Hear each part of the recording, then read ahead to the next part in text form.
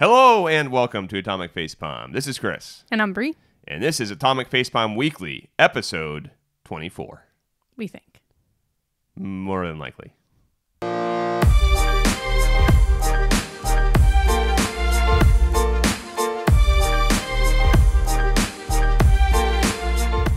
Thanks everybody for tuning in. We do appreciate it. As always, you can leave a comment below. We'd be happy to read it and respond to it. And you can always subscribe as well. That would make our hearts oh so warm. However, starting off immediately, we're going to talk about games in a segment I like to call Games of Thrones. It was not one of my strong. Did you just make that up on the fly? No, it's on there. It's on the show notes. Oh, look at that. You did. Yeah, you sure made it up is. earlier. I think I So probably you're used it asking before. what games I played this week? Yeah, I guess. I'm going to kick it back to you because I always start off. So you. Okay, so unlike the last few weeks, been playing a lot of games. So you might see, depending on, I think you can see it in here, we have Nintendo Switch stuff out. Bree awesomely got a Switch. We talked about it briefly last time. We're going to talk about it in depth soon. But you got Breath of the Wild, which I have not played. You also got Super Mario Kart Deluxe 8, or Deluxe Super Mario Kart 8. Yeah, 8 whatever. Mario Karts Deluxe. Super Fantastic Deluxe Edition. Basically Mario Kart 8, but for the Switch. Yeah, so I haven't seen a whole lot of differences. Maybe some stages are different. It really just looks like a port with better graphics. Yeah, and I'm really, for the reason I got Mario Kart is because I bought the Switch and I bought Breath of the Wild, and then my kids were like, oh, what are we going to play? And I was like, oh, I'm a terrible parent. And then so I went and got Mario Kart and another controller so that we could play together on the TV. Because actually before I got Mario Kart, I had not even bothered plugging my Switch into the TV. I was just using it mainly in my hand as the, handheld. And again, we'll talk about this in a second. My initial reaction seems to be that's probably what it's going to be used the most as, is a portable device. It works fine on the TV. It looks better than the Wii U. I think the resolution is a little bit higher. I think that's one of the first things that we noticed right away is that Mario Kart 8 just looks way better. It does. It It's looks a lot lot shinier. crisper, cleaner. It doesn't look like it's upscaled, unlike the Wii U, which it looks like there's a little bit of like blurriness and graininess, the things that would normally come when you're trying to upscale to a much higher resolution from a painfully low resolution. Mm-hmm. Other than that, the game really is pretty similar. The only thing I've noticed on this game, and I'm sure everyone here has heard of Mario Kart, and there's literally 8 of them, if not more, technically. I think there's 8 official ones, and there are like some spin-offs spent for like every Nintendo platform, the Game Boy Advance, all the handhelds, and it even says when you're playing the game, it'll say in the bottom where the stage came from. So it's kind of like they're not even that original stages, I guess. They're just kind of copying them. Honestly, for Mario Kart, who wants original stages? Like, I want to see... if I buy a Mario Kart and there's not a Rainbow Road, I'm going to be fucking pissed and want my money back. Yeah, but you can still vary it up a little bit. Sure, but...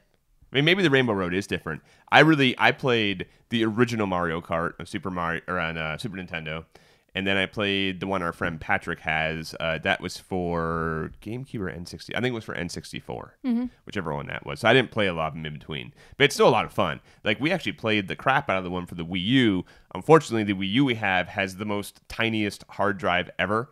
So you installed Breath of the Wild on there, and it was like, well, that's the only game that's going to be on the Wii U.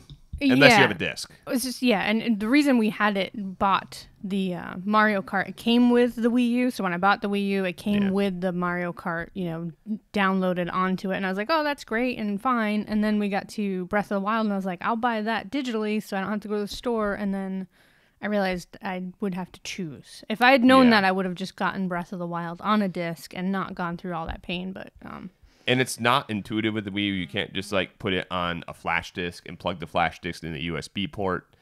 That doesn't work. So it really is a case of you either have a tiny hard drive with one giant game, or you buy the hard copy.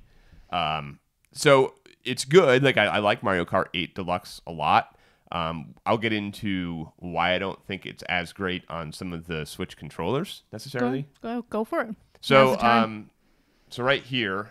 So if you want to play 2 players, let's say you don't have one of these, because how much was this thing? It was like $60? No, this is a $70 controller. Okay, which is a lot of money for a controller. It is a crazy amount of money. It's a nice controller. Like, it's instantly an awesome controller, but good Lord. But, like, come on. Like, these, you can't see them, but are like our wireless Microsoft One controllers that we bought, which are pretty standard. That was like $45. Which is where I'm landing on a controller. A wireless controller, $45, sure. And this is nothing special. It's nice. It's nice and solid. It feels good in the hands. It feels like, I would say better than a PlayStation 4 controller, in my opinion. Sure. I like that it's a USB-C charger there.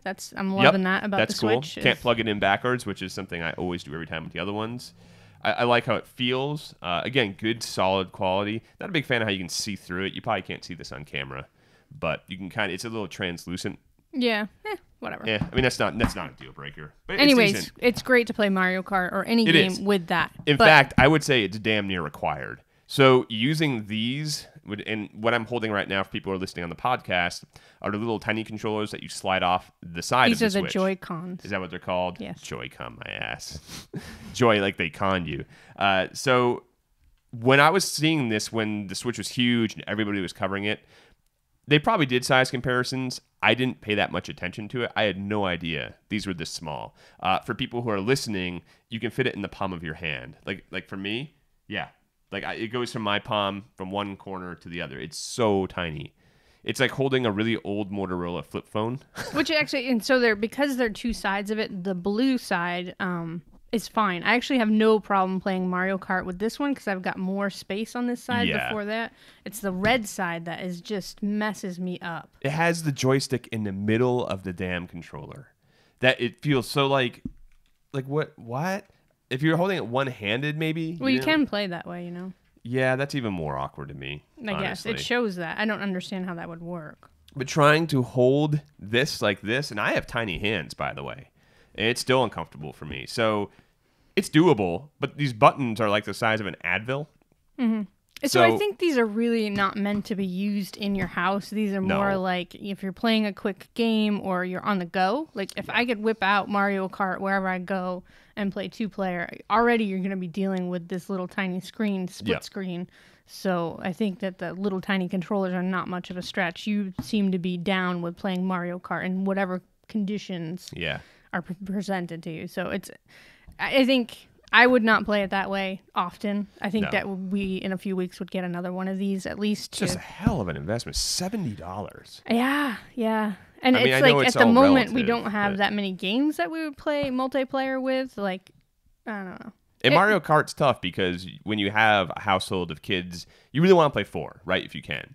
Otherwise, it breaks it into 3 screens, because it's all split screen. You've got that 1/4 of a screen that's not doing anything.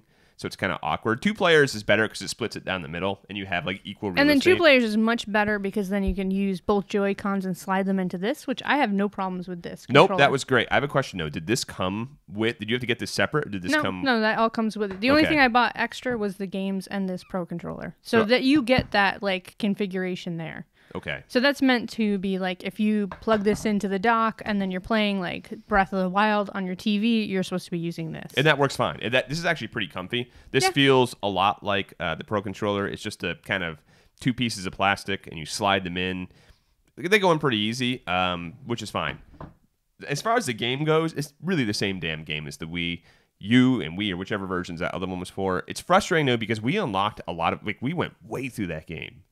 We made a lot of progress. We unlocked a whole bunch of stars, and now it's kind of like you're just playing the same game over. It looks prettier, but I wish all our content was there, which, again, you can't transfer over, even if we hadn't have deleted the game. That's frustrating. But I would say, as a whole, even though it's a rehash, Mario Kart 8 Deluxe is a hell of a lot of fun. I think Mario Kart is always worth its money. There's nobody in the world that you're like, hey, you want to play Mario Kart? And no, I fucking hate Mario Kart. Who likes Mario Kart? No, everyone loves Mario Kart, and anybody can play it, and you still have fun because even if you're in 8th place, you can still mess up the person in 7th place. Yeah, it does well in that regard because I'm really not that good at it, honestly. It has that good dynamic of even if you're really struggling, you can just harass and annoy people, which you're not going to win, but it gives you a certain amount of satisfaction. Mm-hmm. And it's good about if you're in first place, you don't get the greatest power-ups. You just have to rely on racing well. So overall, the game is good. We played it a few times. Again, pretty much anyone enjoys it. We have a big TV in our house. I want to say, is that a 62-inch out there? I want to say it's up there. It's a 55. 55. Okay, pretty good sized.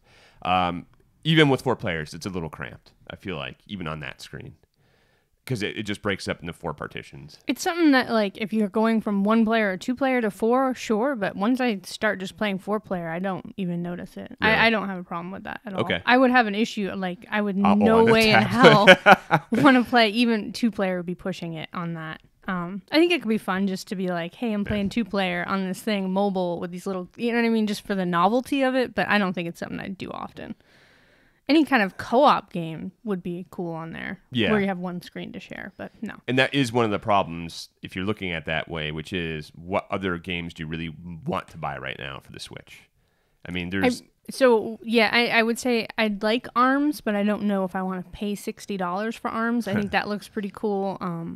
I want Overcooked, but I have Overcooked on the PlayStation. Right, a lot of rehash. I really want Hollow Knight. Oh, that's right. Okay. That's legitimate. And I really do actually want the new Mario Odyssey game, which is coming out in October. And then, honestly, the things that I'm reading or hearing about the Mario Rabbids game, people are like, that is a solid strategy game. Despite the Rabbids. It will hurt me. It will take a chunk of my soul when I buy that game, but I'm going to buy it because I think it looks like it looks like my kind of game. So if you've been watching Preacher, which everyone here should be watching Preacher, this is like your moment where you sell that 1% of your soul because you won't even miss it. I will miss it, though. Of course you will. That's the point. You're replaying a game with fucking rabbits. Yeah. But mostly, honestly, if I have to talk about the Switch at all, I've been playing Breath of the Wild, and I am looks good. Absolutely loving it. Like, at first I thought I wouldn't like it on this little tiny screen, but it's like a book. Like, suddenly you're just completely in it. So today I had to wait at the Social Security office for an hour and a half waiting for my number to be called, and I brought my Switch with me, and it was the best experience ever. Yep. And as soon as they call your name, you can just click it, and it goes into a sleep mode, which I think is amazing. So if I've got 15 minutes, I honestly can just click that on and play 15 minutes of Zelda. Like waiting for you to come to bed, or you're reading in bed and I'm playing that, and then when it's I want to go to sleep, then I just click it and I don't have to worry about being in this super awesome save spot or whatever. It's just a really great game for that kind of format. I didn't play Zelda much when it came out because my kids kind of took over the Wii U. Well, it was monopolized because the kids loved it. Yeah, they loved it and they took it over. So I really honestly hadn't. I just was in the beginning. I'd gone to the first couple villages, done a few shrines, and then it was like, okay, I can't. But today I got So first I was in the Social Security office. I got really far, got a tower unlocked, so I got the map opened up, and then I went to this village, and it was a really long trek up this long winding road, and I had to fight all these monsters, and my number was called, and I paused in the middle, and then at lunch, at work, after I ate my lunch, and then I played for another 20, 30 minutes, got to the top of that, unlocked that little village for these. I was like, I felt accomplished while, having a good time. Why don't we just keep going with it? Because I feel like, it's not a game, but it's a system, a device that allows you to play games. So I think we can keep talking about it. And I want to, because I can't talk about this particular tablet, unfortunately, because conflict of interest on my part. But what I can say for everyone that knows, I work for the company, so I can't be biased or unbiased. I can't talk about it. What I will say is for any tablet, and not just the Shield tablet does this, you have like a gamepad, right? Like let's say this was the Shield gamepad. And they're like, okay, you can have your gamepad, you have your tablet, and you can play on your tablet. But if you're in bed, it just feels weird because you've got to like balance your tablet on something, right? If you want to use a controller. Because I hate using tablets with touchscreen controls. The worst. I've tried a lot of different games. I've tried like Final Fantasy series on it. It just sucks. And there's just really no way to get around it. You're going to cover up part of the screen by using the on-screen controls. It's okay using a controller, but then you're like, well, why don't I just use my TV?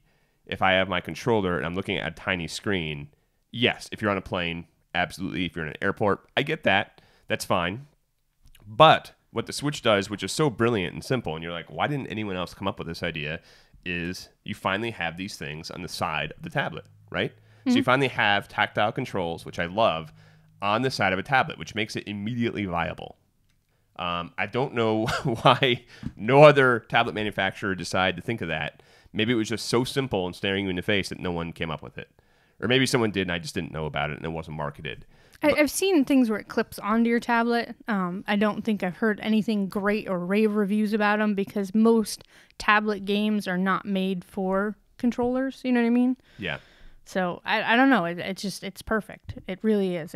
I'm really enjoying playing Zelda that way. And again, you've played it what, 90% on the tablet itself, not on the TV. Have you even played Zelda on the TV yet? No, I haven't. It's just, it's next to my bed. It's now I've got a case for it, so it goes in my bag. I can see playing. No one made fun of me at work today, so I'm probably going to keep doing that. No one even talked about it. Because honestly, it doesn't look like a gaming system. I mean, other than, yeah, these are flashy colors contrasting orange and blue or turquoise. But other than that, it just looks like a standard tablet. You know, it's not like gaudy or gigantic. It fits right in. Like the dude, he fits right in there in his time and place. So I haven't been able to play on it. I mean, you know. I'm sorry, I monopolize it. Oh no, I don't care. I actually enjoy watching people play games. I'm weird that way. Like I was into streaming before streaming was a thing, man. Me and brother watch I play games all the time. Seriously, it's fun. But how much was it for everything? It comes with like these little things that slide on to the side controllers so you can use them as the tiny. Yeah, so it's $399. Okay. $399. It's about $400. Yep, $400 for the different configurations for the one, these controllers. Yep. And the dock, one charger cable. I actually say that's kind of a downside, is so that you have the one cable that plugs into this, but you want to kind of leave that with your dock. And then I want another cord by my bed because sometimes I'm using it in that go mode and I want to just charge it next to my bed. So I actually have to get another charger cable. USB-C connections, which is awesome. And one other downside is the charger is on the bottom. Why did they do that? Because you can kind of do one of these. You pull out this little tab. And I would rather have seen two of those, by the way. It feels like it's a little... It is, and actually this thing is popped off very easily. The little kickstand has popped off, like, right away. Another thing to note is, like, these little black pieces that slide onto the Joy-Cons to make them separate controllers. Just before we started this, I was like, oh, let me put them on so that we can talk about these stupid controllers. And I put them on backwards, and there was this horrifying moment. Like, I was literally sweating. I was like, wow, it's really hot in here. I thought I broke it because they were stuck. I slid them on backwards, and then it was, like, wrong and stuck, and I was pulling on it, like... oh no, I've only had it for like a week and I've broken it. I did get them off, but you have to really be careful which way you slide them on. There was a moment of panic for me too. I was trying to be optimistic, but I was like, oh my God. I was trying to be optimistic too, but I was really Can you sweating. Even buy replacements of these? Yes, you can. Okay, I presume and you can buy another. I don't think they are. I didn't even look because I don't want another pair. Yeah. And you can also buy another dock, which I think is cool because then you could have that. That's cool. Yeah. Also, again, I don't think that's cheap. Probably not. But you could have it so you could dock it in the bedroom TV or in your living room TV or wherever, and that's pretty cool. These top buttons, which I guess would be L and R buttons if you're used to like a Nintendo controller or Super Nintendo controller, they feel a little flimsy. Hold on. You can hear that.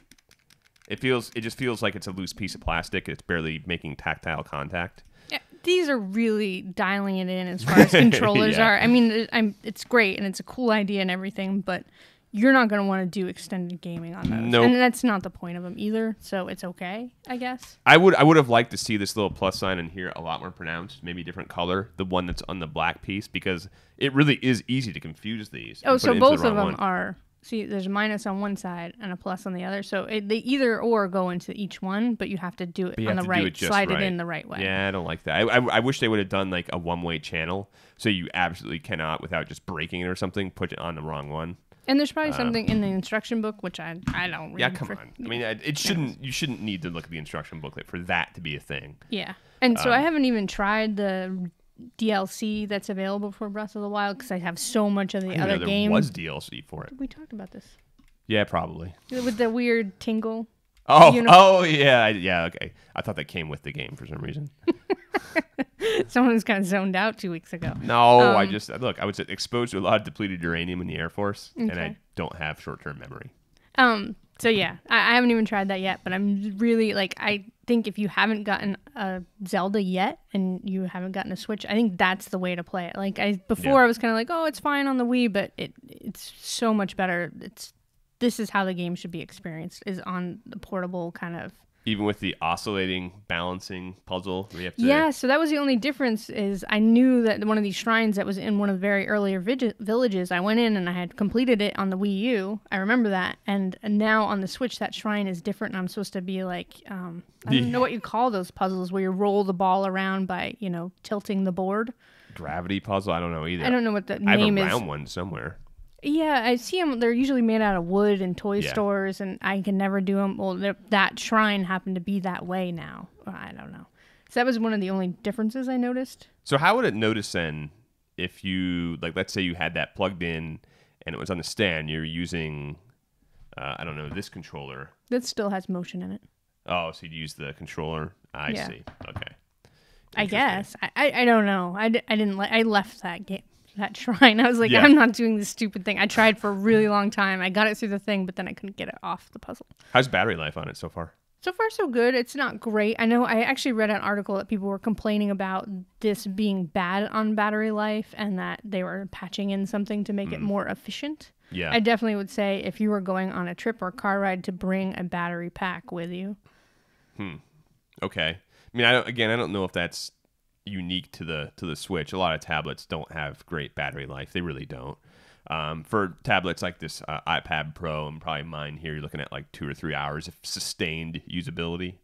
My iPad definitely has a longer battery life than this, I think. Are you at like pretty low brightness though on that thing? No, Yeah, just automatic. It actually even senses the color of the light and changes the display. Yeah. So it just does its own thing. Okay.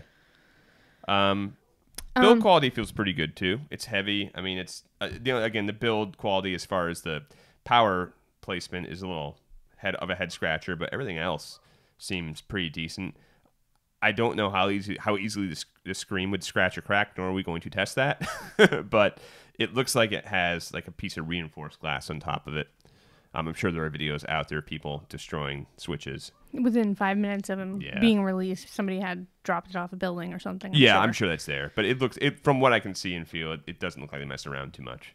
So, yeah, pretty cool. From your overall impressions,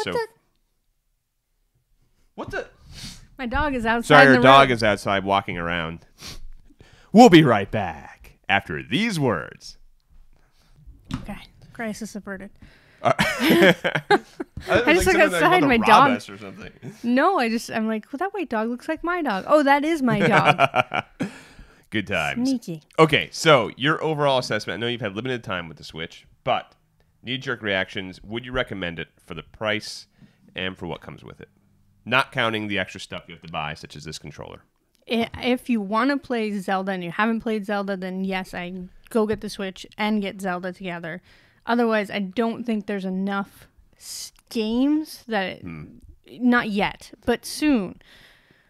There's going to be, coming out as the new Mario, and in 2018 they're going to open up the virtual console, and so it depends. If you want to play Zelda and you haven't, yes, go buy it this way because it's an awesome way to experience that game.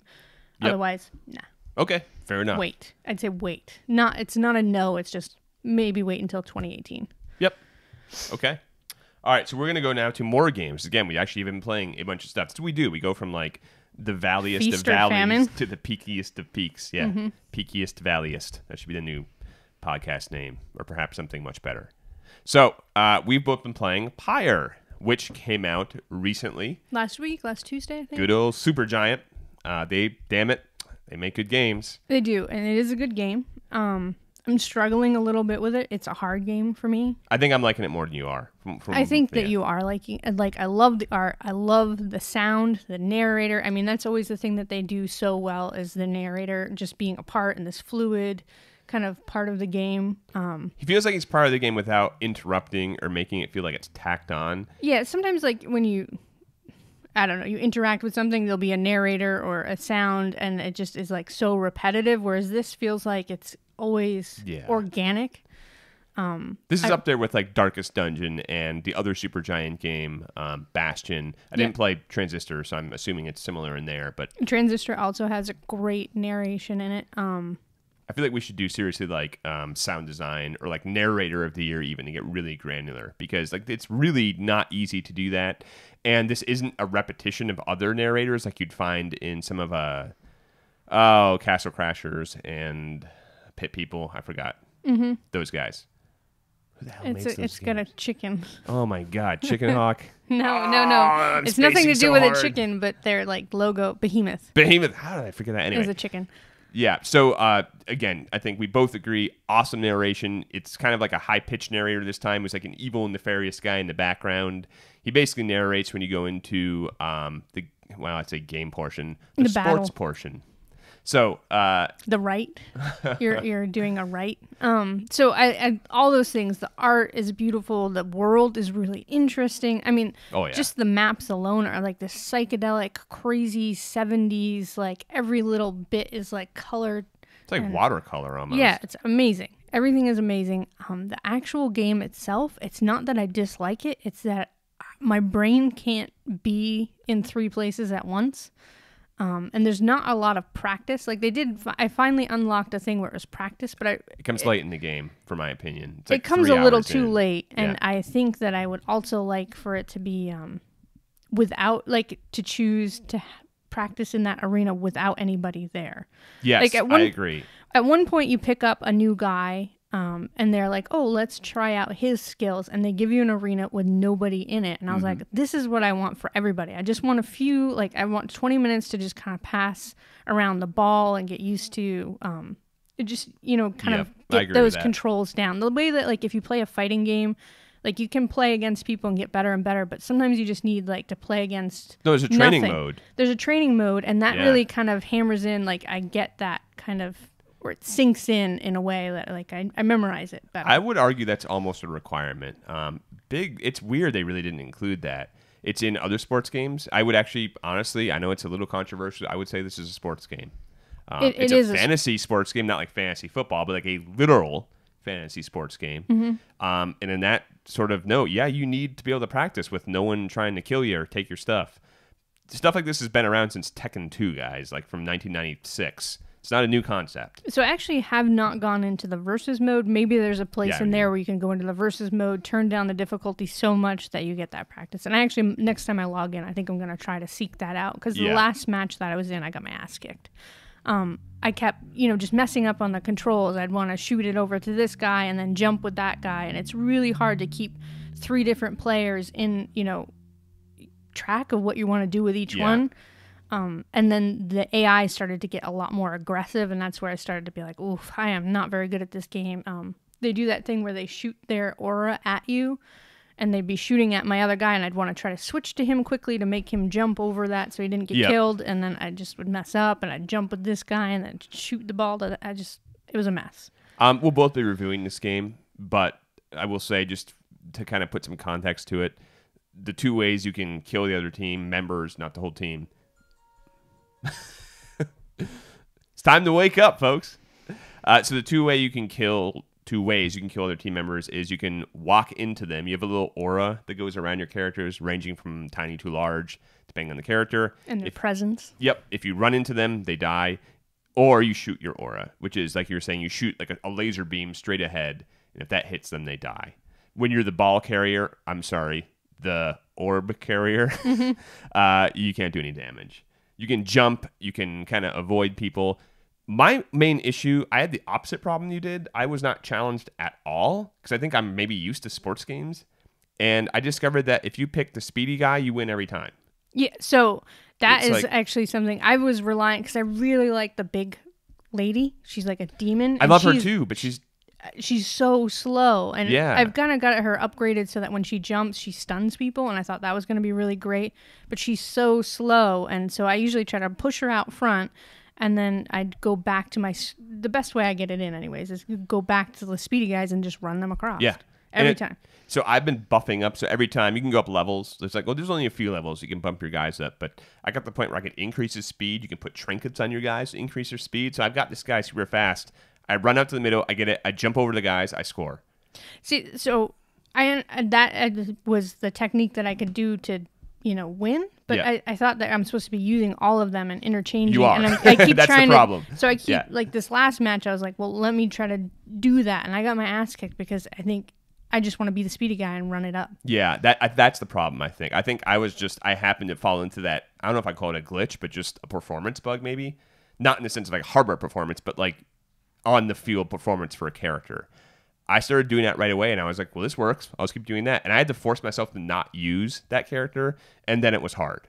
Like then I kind of felt like you were. I was like, oh, I see. Now it's back and forth. Now I'm kind of struggling Are because you talking about the little dog character? yeah, I forget. I think it's Rookie Greentail. Yeah. If I remember his name right. He's so fast. And again, you can jump over projectiles. You can jump over enemy characters. And he's got good range. So you can sprint across half the map with him and still make it in. And it's called a glory dive. And you just decreases the numbers in our team's Pyre until it gets to 0 and you win. And I was like, I'm just going to stop using him. It's just kind of stupid. And then again, once I started using the other characters, then it was like impossibly hard. I was like, can we get a happy medium here? Maybe. So, yeah, I would say up to that point, I was not really, I was like, this is kind of not that tough.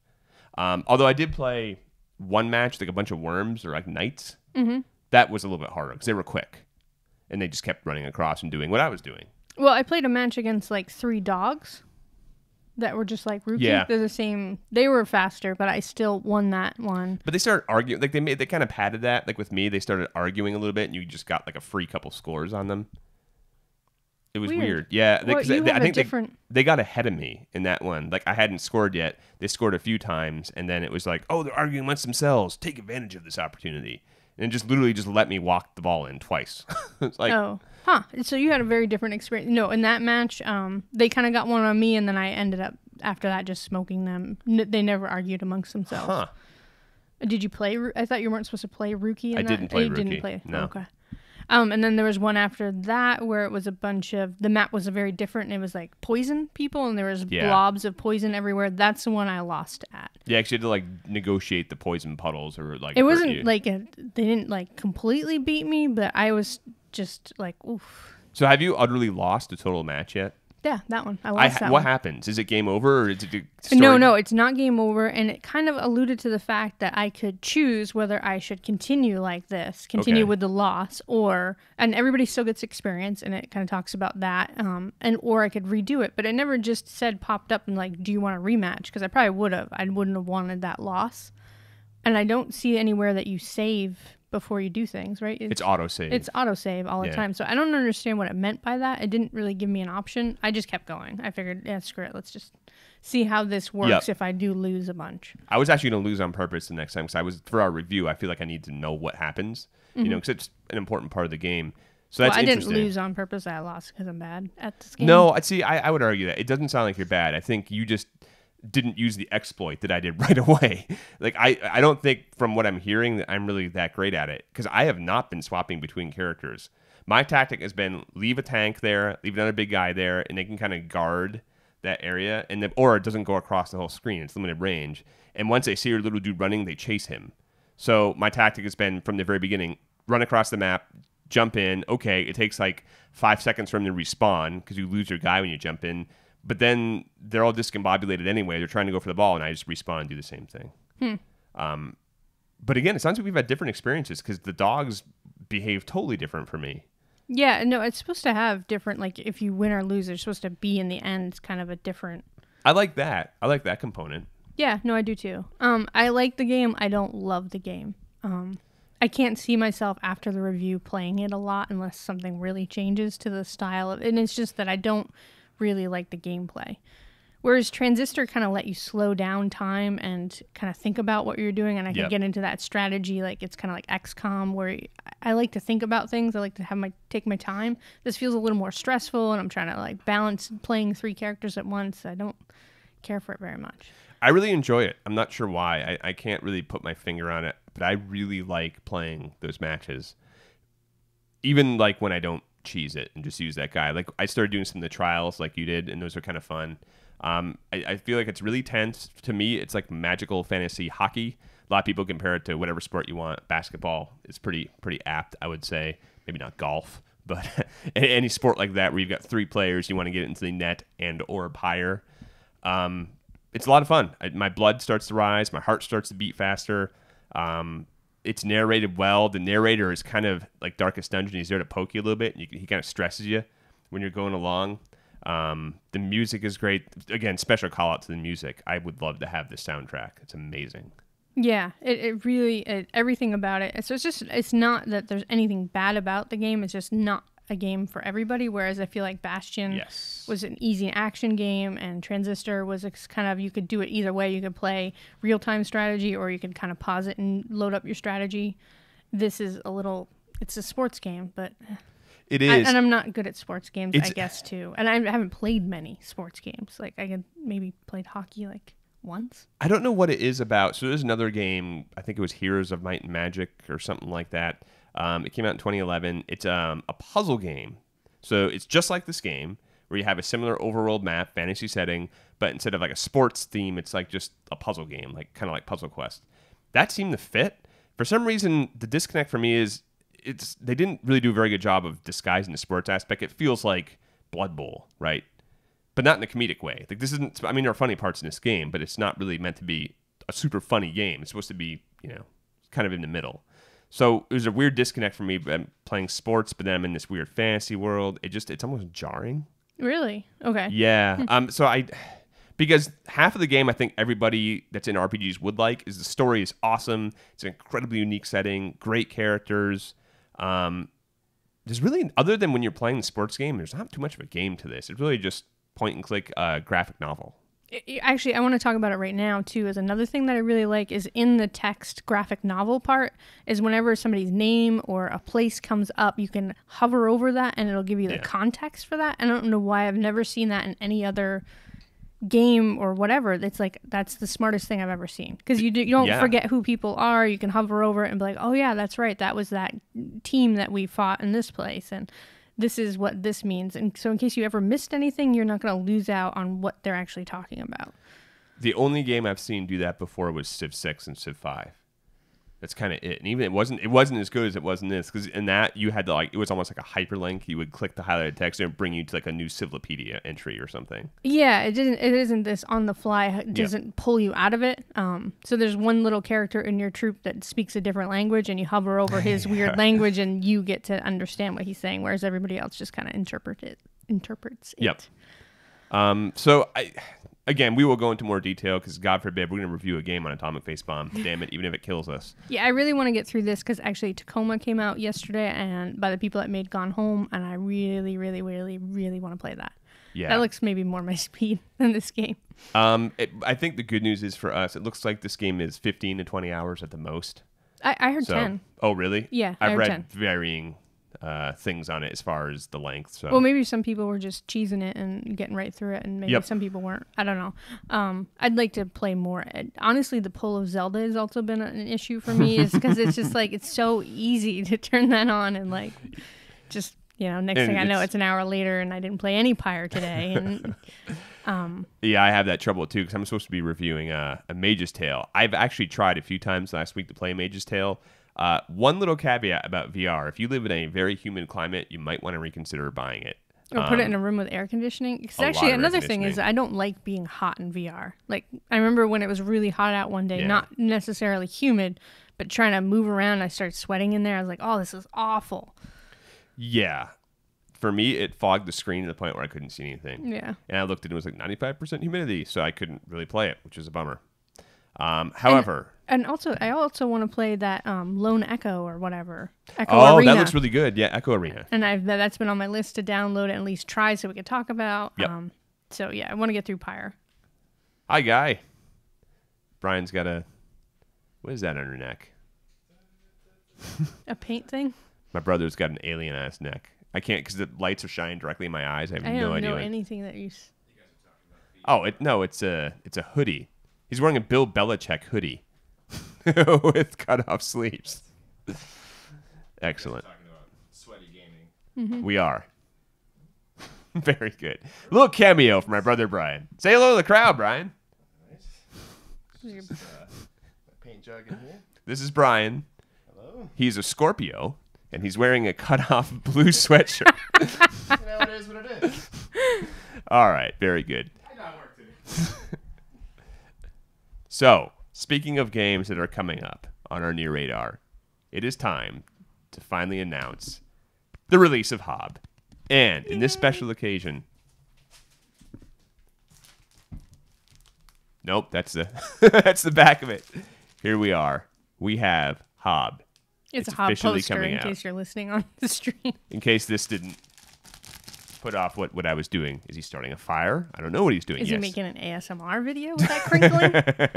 This is Crinkle indeed. more. So, yes, HOB finally got its release date. My tablet has locked. I'm going to unlock it here. Hold on. Sorry. I can read it. I'll step in for you because your Sorry. tablet's crap. Releasing September 26th on Wow. PS4 and PC, Steam, and GOG. Do people say GOG? No. I don't think they do.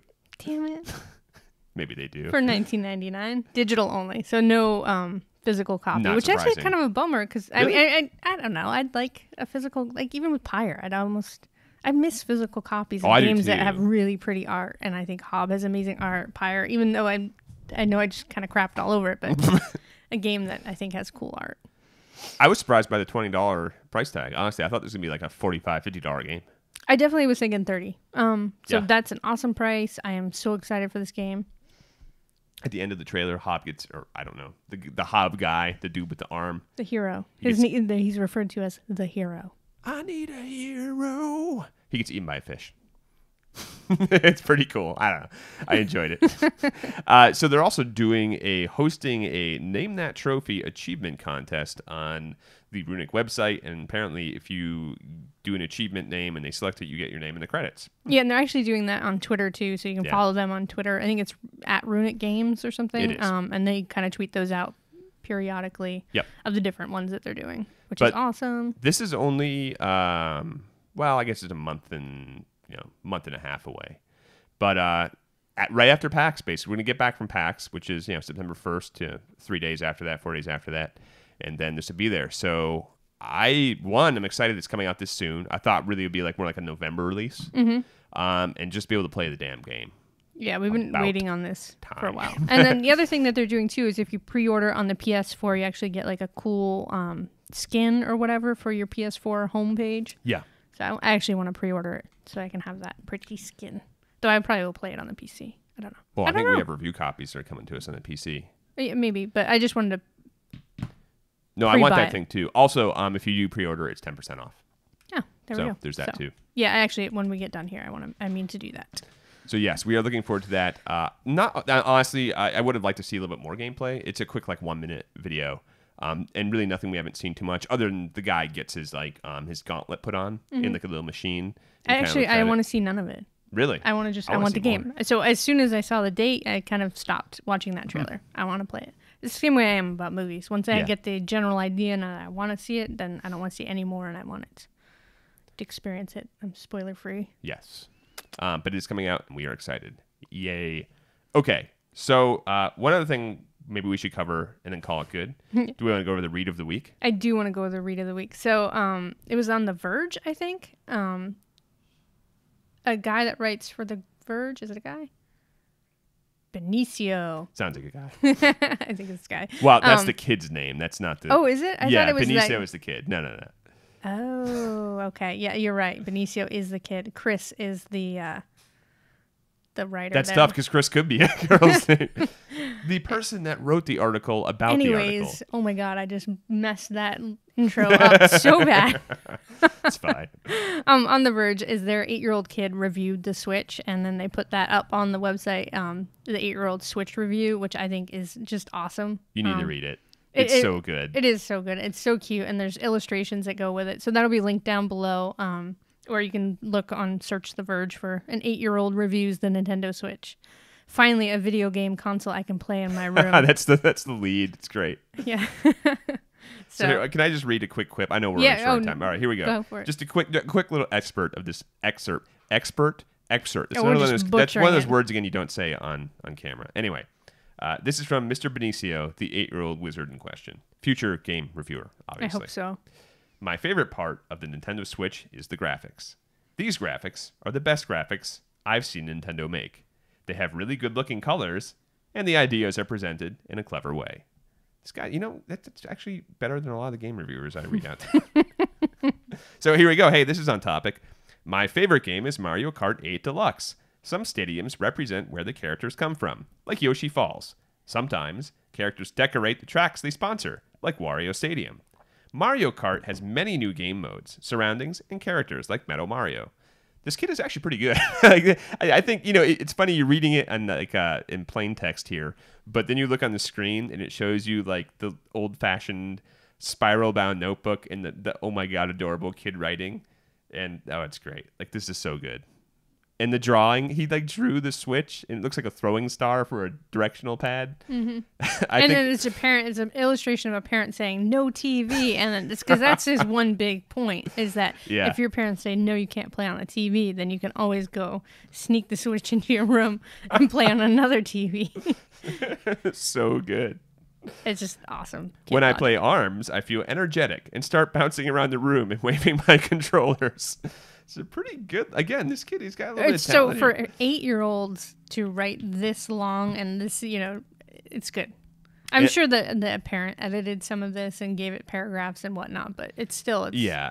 But I'd like to close it out with the final sentence here, final few sentences, which is, you can take it to your room to play. One night, I even stayed up till 11:30 at night playing in bed. Please don't tell my mom. So good. So yeah, seriously, great article. It's heartwarming. In this current political climate, it's so nice to see something that makes your heart feel fuzzy and cuddled. Mm-hmm. Yeah. So that is it for us this week. Again, thanks everybody for tuning in. We really do appreciate it. Go ahead and leave your thoughts below in the comments section. Give us a shout out, say hi, whatever, and you can subscribe too. That would be awesome. So for Chris, for Bree. Yeah, I somehow lost my train of thought when I was passing over the names. That's awkward. And our guest appearance of a one Brian Comiskey from all of us.